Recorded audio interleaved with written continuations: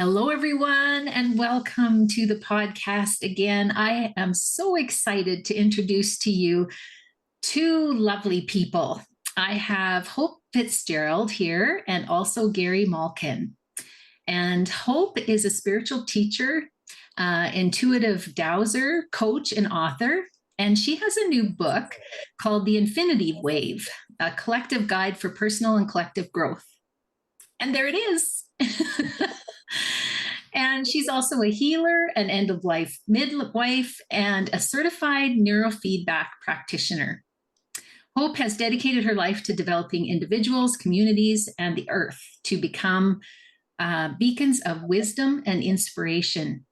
With numerous appearances on global internet and radio shows, Hope continues her mission of encouraging planetary awakening. As an intuitive spiritual teacher, Dowser, and a leader of international trips, Hope brings a wealth of knowledge and experience to her audience. So welcome, Hope. So nice to have you. Thank you very much. It's nice to be here, Angela. And Gary is a multiple Emmy award-winning composer, producer, public speaker, performer, and artistic director. He is dedicated to demonstrating how music and immersive media serves a vital role in deepening our emotional, spiritual, and somatic dimensions. Drawing on over 40 years of experience, Gary has inspired audiences with forward-thinking educational programs and media content. Gary has worked with visionaries such as Deepak Chopra, Archbishop Desmond Tutu, Marianne Williamson, Reverend Michael Beckwith, and many more of the world's most respected humanitarian leaders through his media publishing company, Wisdom of the World. These globally acclaimed recordings have resulted in an archive of inspirational media in his Gaia TV streaming series, Islands of Inner Peace. So welcome, Gary. Thank you so much for being here. Delighted, Angela. I hear a little squealing in the background. Maybe there are little children in your background there. I have a little grandson. Okay. That's great. Okay. Nice to be here, Angela. Yeah, so nice to have you. So we really want to talk about, like, Hope and Gary work together, and they've got this amazing program that's called Graceful Passages, and it's a part of their You Awake. And so I'll let them explain all of that. I won't try to do that because you're the ones that know about it, but maybe just tell us a little bit about how you guys met and how you ended up working together. I think you should take it, Hope. Yeah, okay. Well, actually, Graceful Passages is what initially brought me moving towards Gary. My mother had died, and my minister gave me a CD that he had burned from his copy of Graceful Passages because he thought it would help me out. And I sat down and listened to it with my husband one night and was blown away, absolutely blown away at its beauty, at how profound it was, how it opened up my channels, allowed me to grieve even more completely than I had previously. And I just didn't know who had put this thing together. This was a long time ago, 2001, 2002. And but I always remembered it, it stayed in my consciousness. And fast forward many years, and there's lots of near misses in between, but Gary arrived on my doorstep in Western Massachusetts with a mutual dear friend, because we were putting on a play. We were putting on a musical reading of the first iteration of a play about bonding between infant and mother. And I was going to be in it. I was also housing them. And so it was one big happy family for a week. And that's when I finally met Gary and could put the face to the CD and understand that he was the guy who was a part of putting that together. There were other people involved too. So that brings us very quickly up to about 10 years ago now, something like that. Yeah. And then Gary was visiting. We were talking, and why don't you take this part, Gary? Okay. All right. Yeah. So the art of the process of what got me to create Graceful Passages is in and of itself a really big story, because I had the largest music production company in the Bay Area from 1981 to 1998. And I had a very serious accident, a bicycle accident, that was compounded by my wife at the time deciding to leave the marriage. So I had one of those summers of Job where everything and anything that could go wrong went wrong.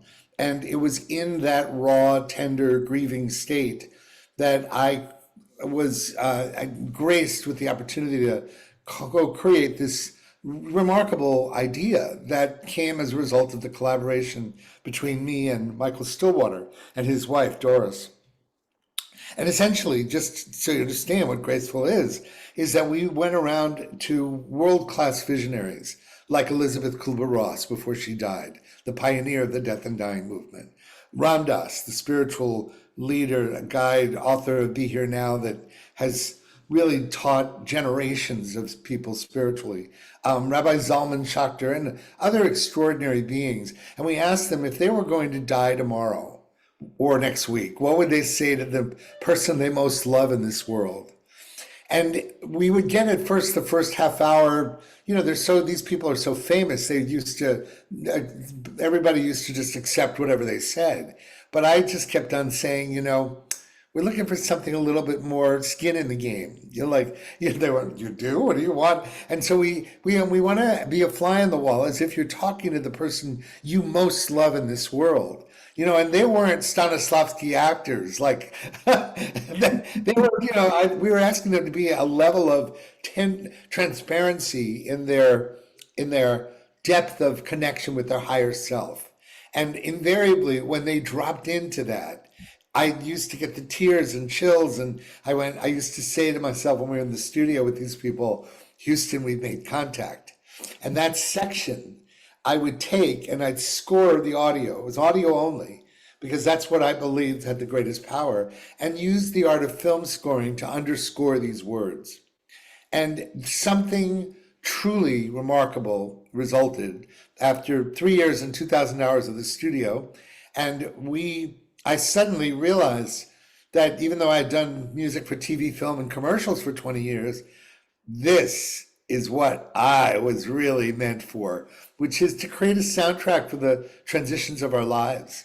So when I met Hope, fast forward 15 years from the creation of the launch of Graceful in 2001, we were sitting on a couch together, and Hope Fitzgerald, I just had dinner with a friend tonight, and I was saying, honestly, she's the most valued jewel in my treasure chest of friends.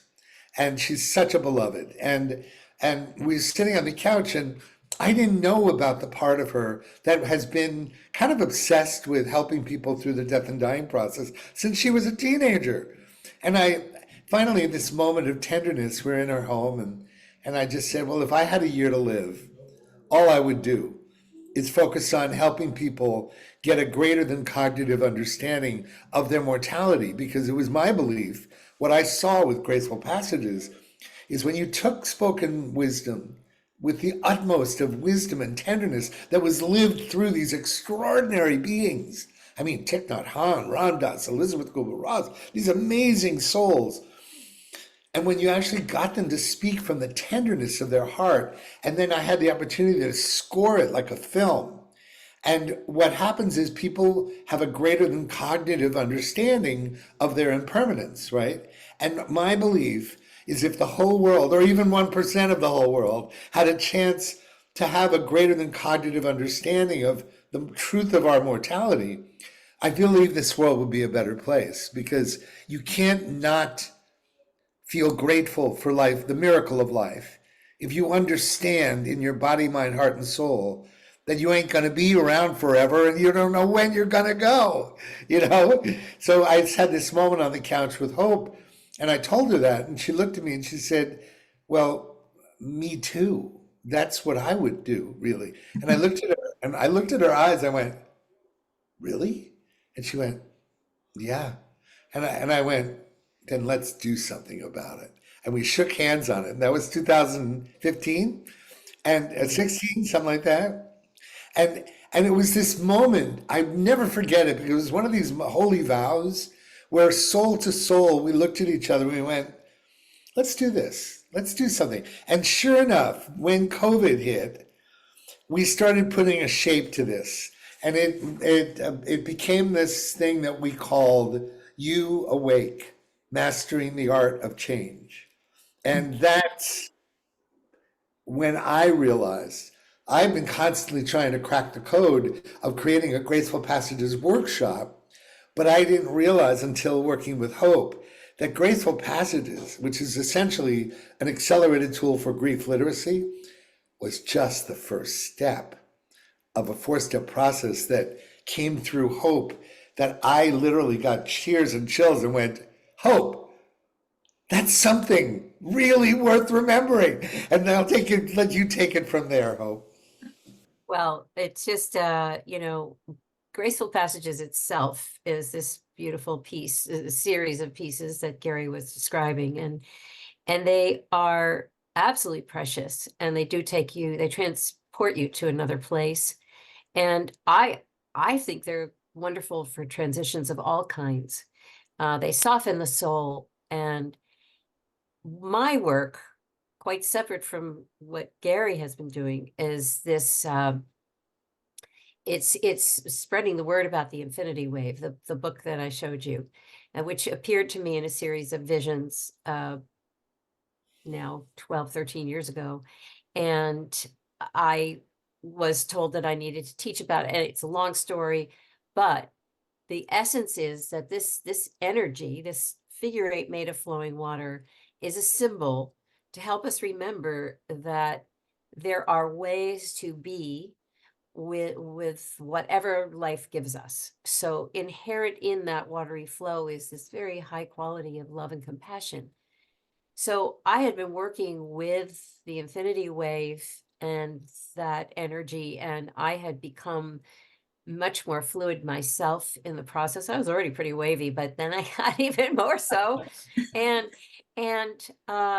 so when it came time to work with the principles of Graceful Passages and the change dynamics that I've been working with the infinity wave, because it's all about not resisting. It's all about staying in a state of flow, which is basically staying in love and compassion. But that's not easy for us to do. That's not easy for us to maintain. So how do we do that? Well, you can really do it just by imagining this figure eight of flowing water in your field, in your body, and all of a sudden you start to soften, you start to melt a little bit, and life doesn't seem so hard and brittle. So when we put that together with Graceful Passages, I realized that there is a kind of passageway that we can go through to get to the other side. The other side is coming out of that knothole, in a way, coming out of this process, so grateful for our lives that we are set free. It's really about freedom. And what Gary said before, you know, to me, I think of it as living with the end in mind. You know, we have the bookend of our birth, and then we have a bookend at the other end. When we are conscious of it and we kind of keep it in our minds, then the decisions that we make are bouncing off that bookend. Things become much less random. Things become purposeful. Things become mindful because there's an end date. So everything kind of orients to that, and it becomes not scary, but liberating, because now I know what I want to do. Now I know what I want to say. You know, if I have an hour to live, I have a year to live, like what, you know, Gary gave to as the prompt. You know, when you're put into that state, it's much easier to make decisions and to decide who you are and what you are. And the last piece I'll say is that my work is all about evolving. That evolution is something we're used to thinking of happening in the background somewhere, but anybody can look at the last even 5 years and see what the pressure cooker has created in terms of people changing. And what our first response to change is usually to buckle down, is to get hard and rigid. But what if we could stay in a flow state when change is upon us? And what if we could stay in love and compassion? Then maybe the changes are for our highest good. Maybe the changes are to help us grow. And so that is how this 4-step process kind of evolved in my own mind, because I would like everybody who comes to one of our workshops to start in one place and evolve into another place at the other end. Yeah, So, exactly. And you know, that's why we call it You Awake, Mastering the Art of Change. Because for most people, especially most people under 30 or 40, you've probably noticed that there are a lot of younger people walking around that think they're going to live forever. And because there haven't been that many losses in their lives, most young people, there is a kind of an obliviousness to the reality of our mortality, right?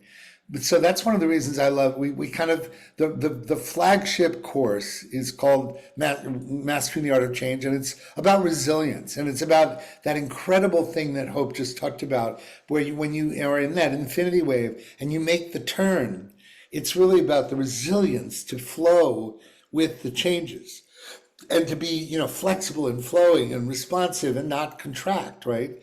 But you know, the grandmother of all transitions is the recognition of our mortality. So that's why the second, slightly more advanced course we offer is Graceful Passages, which is from grief to gratitude. And then the third course we're going to create, which we haven't created yet, is also one of the most important things in my view of our time, which is to really serve the caregivers, both the professional and the lay, because all of us will be touched by them at one time in our lives. And we all, trust me, want our caregivers to be really clean and resourceful and resilient and in love with what they do. And if they get this waxy buildup where there's so much grief that's unattended that they can't actually function as well as we'd like them or they'd like to, that's a problem in the culture. And we're experiencing the worst exodus in healthcare right now in the history of our world, you know. So we're really looking at those three areas: resilience, grief literacy, and self-care. And I think that, I know we've talked a lot, but I think that rather than just have words, I think it'd be great to give our audience a chance to drop in together with an example of Graceful Passages. If that would be okay, Angela, unless you had another question you wanted to give us. Well, I would absolutely love that. And I love everything you're talking about. You know, I think grief just does give us a gift in knowing that there is, you know, an end. and you guys are bringing that to the forefront. And so, yeah, I would love to hear. I would totally, Great. yeah. Great. Well, so I'm going to play one, and I want to just say that to whoever is looking at this, you will know in your heart of hearts if you're more of a sonically driven person or if you really need to look through your eyes to be awakened and inspired. Some people, like me, I'm a sound person. So when I hear, the best impact this track you're about to hear has for me is if I close my eyes, right? But some of you might want to look at the images, and that's why we carefully curated these images so that you can be almost doing this idea of this infinity wave at the same time. Be reflective. In this time, one of the greatest gifts we can give one another is to slow down so we can entrain to a slower pace of breathing. Because in that spaciousness, our wholeness comes back to us. So as you see this video called Letting Yourself Be Loved, and it's by a guy, I basically got this man to record this message to us, and then I scored it like a film. So just what I'm going to ask the audience is just, be feet on the ground, nice full tank of air, breathe fully, and allow yourself to listen your way into an awakening experience. I'm just going to share the screen, and we'll see you on the other side. It's 6 minutes. So really give yourself this uninterrupted moment, okay? Beautiful.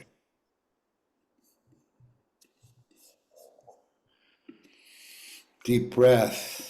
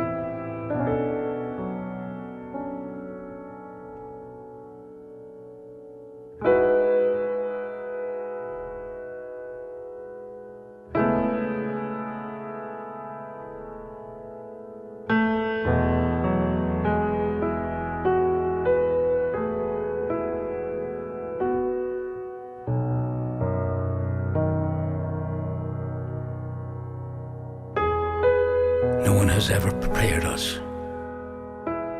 for this experience. We think it's the end. No. It's another beginning.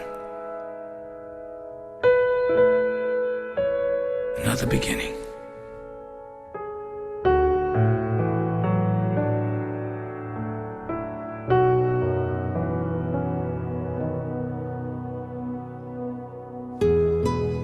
Knowing that you loved.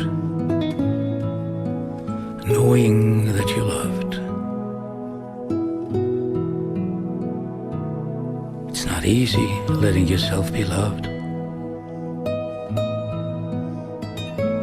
Of course, we've learned to judge ourselves. And we're always judging ourselves.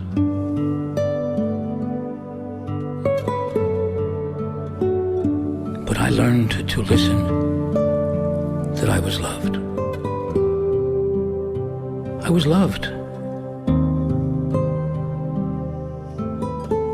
And then I would forget that I was loved. Those were the most painful times for me. Forgetting that I was loved.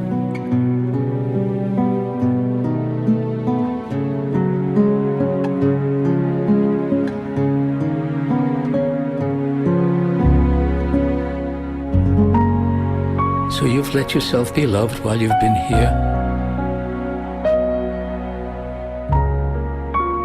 And you've judged yourself. And you've forgotten that you were loved.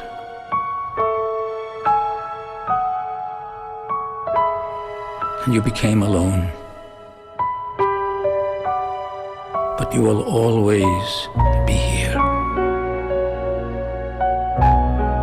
You are blessed. You are forgiven.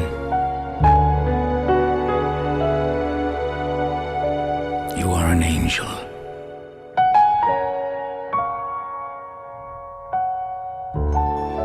You have to listen that you're loved. And you have to forgive all the time. Listen that you're loved. And forgive all the time. You are love.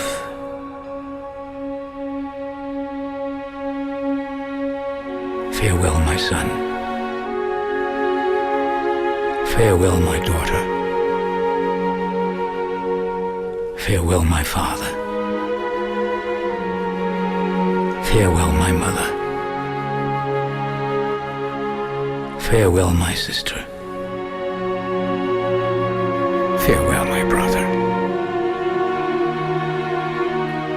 Thank you for letting me love you. Thank you for letting yourself be loved. God bless you.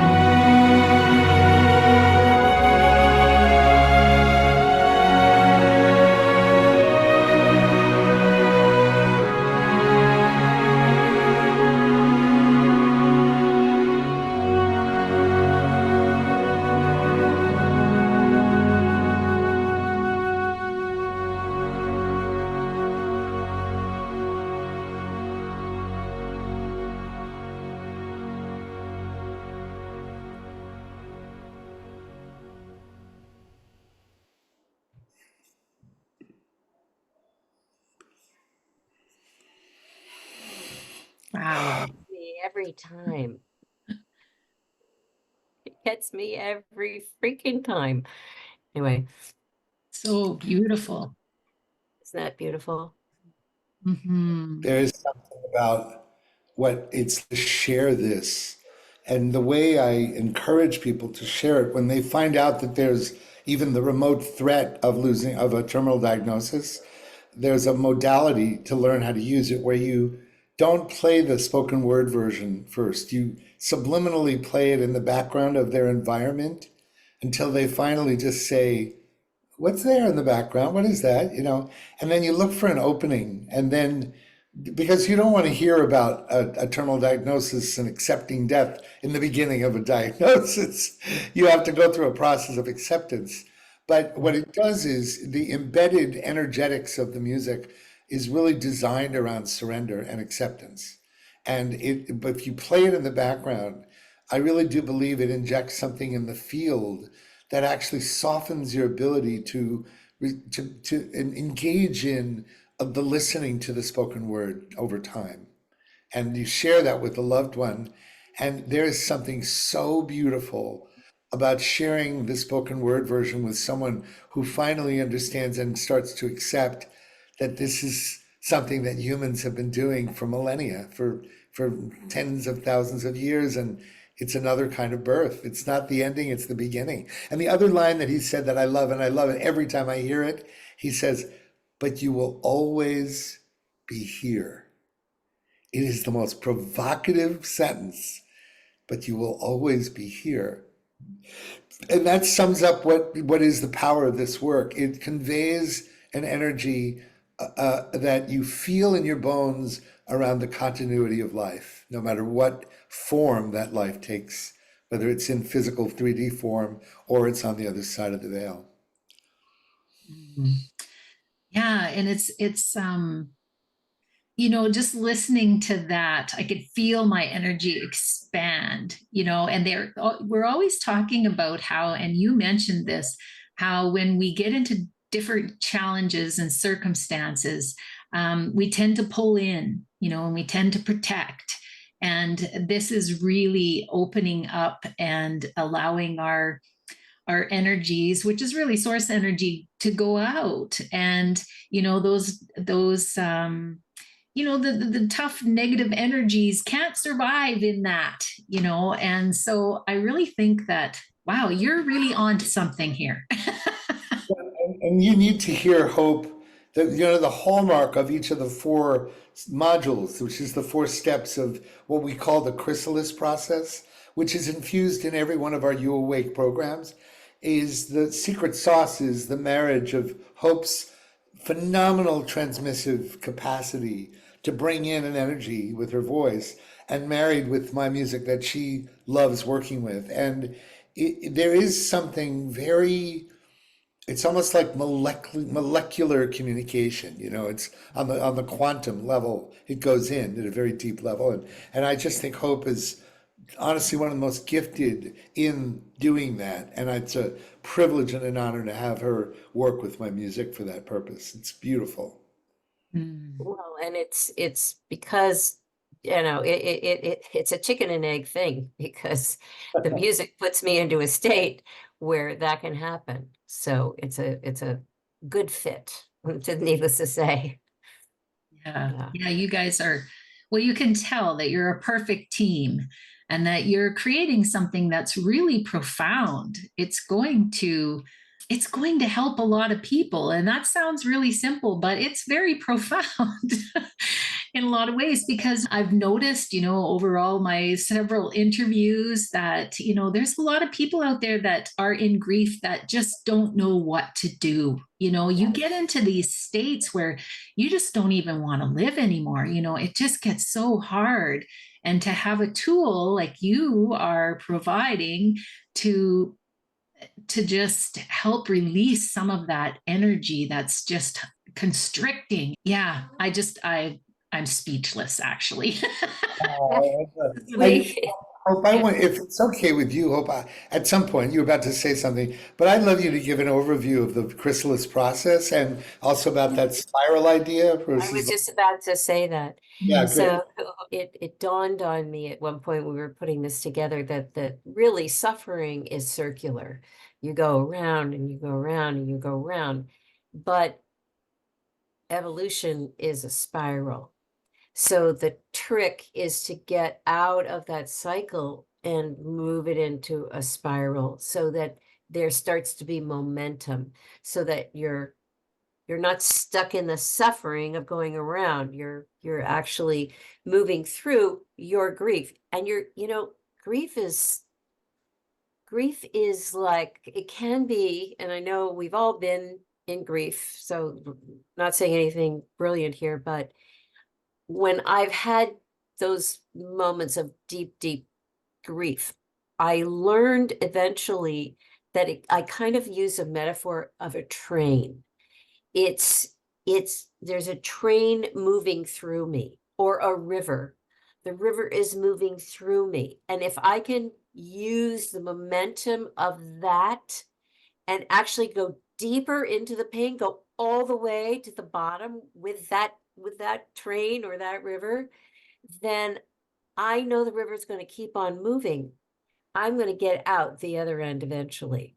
So it's almost like pulling the mouth of the lion, closer to you to go for it and use the momentum of it to keep you moving into a direction that will ultimately be freeing. So anyway, the 4-step process, first thing to do is to address this unacknowledged grief, because, you have guests come on and they're very aware of their grief, and they may be aware of what they think their grief is, and that may be it, but there may be other pieces of it that are part of the reason why they're kind of stuck in it. There are lots and lots of people walking around post what we all went through in the last, 4 years, 5 years, that had a loss of their lifestyle, the world has changed so much, and they're all thinking that it's going to go back to normal, which it isn't. And so they're kind of stuck and frozen in a state of disbelief, which is really grief.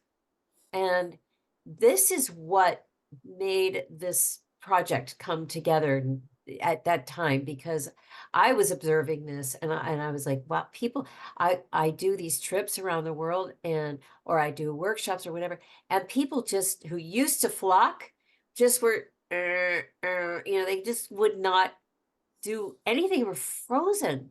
Deer in the headlights. Deer in the headlights, like too much change too fast. So the first module is to deal with grief of any kind, acknowledged, unacknowledged, just let it roll, let it flow.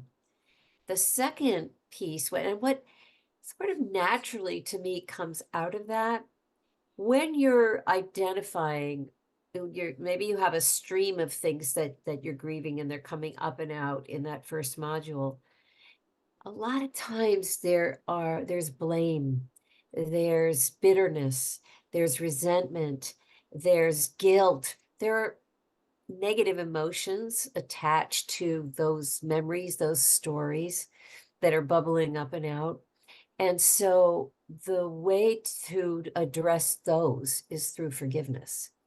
And this could be self-forgiveness, this could be forgiveness of others. So it naturally stems that we move into the second module of forgiveness. And before you go on, I always love to add this other piece, which is where I was stuck, is that I couldn't forgive myself or others because I had a real impairment with self-love and self-acceptance. I had a fierce inner critic that lasted till 3 or 4 years ago, that was relentless, right? And so it was what I didn't understand the distinction that how can I forgive myself and others if there's an impairment in my ability to love and accept myself? And when I actually went through a dramatic experience that revealed kind of a sense that God's got me, that God's got my back, something broke through. And I was finally able to like love myself and accept who I am. And no more than that, like really cherish the journey I've been on. Suddenly my forgiveness capacity opened up. So I love bringing in that distinction that a lot of people don't understand really what forgiveness is, and Hope has a wonderful reframe on forgiveness that is a really different way of looking at it. If you have a chance to do the workshop with us, you'll find out more about that. Go ahead, Hope. Sorry to interrupt. Yeah, no, that's fine. I'm glad you did. Yeah, this is a presentation of forgiveness that I had never learned, and it came to me through my guide team, and because I would never have known it without that. And it was a very dramatic moment when it came in.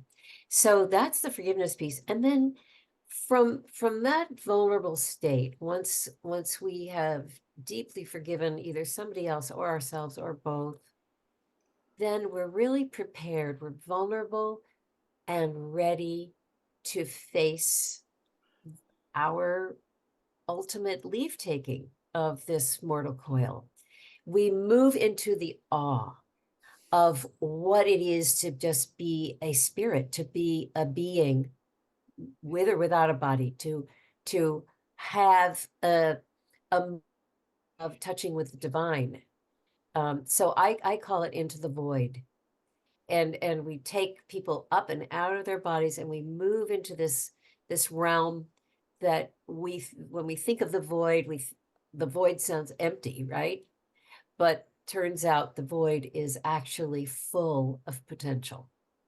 And so once we've brought them up and out of their bodies and into spirit form and into the great potential in the cosmos, it kind of cuts the fear out. They know they're going to be okay. They know there's a place they can go to that's just going to be like going home, and it's going to feel good, and they'll get a fresh start, and they'll be able to it goes into a couple places, but And Hope loves to talk about Into the Void. For me, before I'm ready to go into the void, I kind of think of it as you graduate into the maturity of feeling beautiful about being a grain of sand in the vast, infinite universe, and you make friends with awe and mystery, right? And that becomes the precursor to the big grown-up thing that Hope just said, which is really meet your maker and let go of the mortal coil. So those two nuances is what I like adding to it. And then go ahead. Oh, the fourth well, one. this is what our attempt at looking at the bookend in the most poetic, non-threatening, actually comforting way. And because without the bookend in our workshop, we wouldn't earn the fourth stage. The fourth stage is what Gary just rocks the room. He brings people right out of that beautiful recognition, that freedom, and into gratitude and joy. And he does it with his amazing music and singing and all kinds of things. And people are just so freed and so happy and joyful. It's something else, I'll tell you. It's wonderful to behold every time it happens. It just Well, and everything that I built Graceful Passages for And everything that we do together is about getting people to the state of joy and of gratefulness. Gratitude is like the highest state of human consciousness. And, you know, for me to be able to work with someone of Hope's caliber puts me in such a great opportunity to celebrate what I am so grateful for, which is to have her as a partner in this work, you know. And it's really beautiful to it's almost like an emotional and soulful flossing process. You could do it every day just for the little losses. Man, I really wished I had that parking spot or whatever. But just you can do it at any scale, and actually is a process for getting present, because you know that phrase, hurt people, right?